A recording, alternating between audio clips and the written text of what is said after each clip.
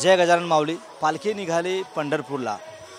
आपण बघू शकतो संत गजानन महाराजांची पालखी जी आहे ती पंढरपूरला आज या ठिकाणावरून निघालेली आहे। सकाळीच गजानन महाराजांची आरती झाली आणि विधिवत पूजा करून गजानन महाराजांची पालखी जी आहे ती आज या ठिकाणावरून पंढरपूरला निघालेली आहे। पावली चालती पंढरीला अशा पद्धतीनं हे वारकरी जे आहेत ते गजानन महाराजांची पालखीसोबत या ठिकाणी चालताना आपल्याला दिसत आहेत।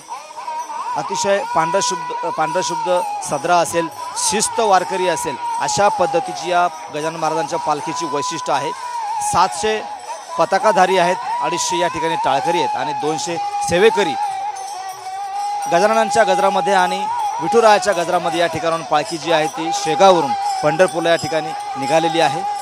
पंढरपूरचा जो आषाढी सोहळा असतो तो आषाढी सोहळ्यामध्ये सहभागी होण्यासाठी पालखी जी आहे दरवर्षी या ठिकाणावरून जात असते।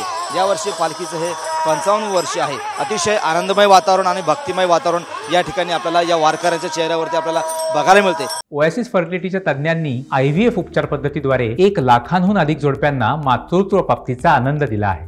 मोफत अपॉइंटमेंट बुक करण्यासाठी आजच संपर्क साधा। कुठलाही थकवा नाही। जवळपास 1200 किलोमीटरचं अंतर म्हणजे पायी प्रवास करत ही पालखी पंढरपूरला या ठिकाणी जात असते आणि परतीचा मार्ग जो आहे तो या ठिकाणी 11 ऑगस्टला या ठिकाणी पालखी गजानन महाराजांच्या म्हणजे संतनगरी शेगावमध्ये पोहोचणार आहे।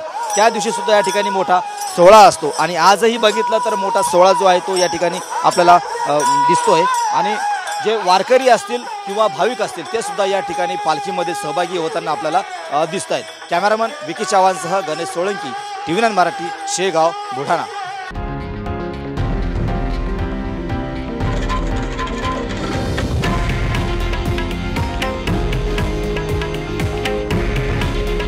हे आहे देशातील नंबर 1 न्यूज नेटवर्क आणि आपण पाहत आहात TV9 मराठी। काळजी तुमची, हित महाराष्ट्राचं।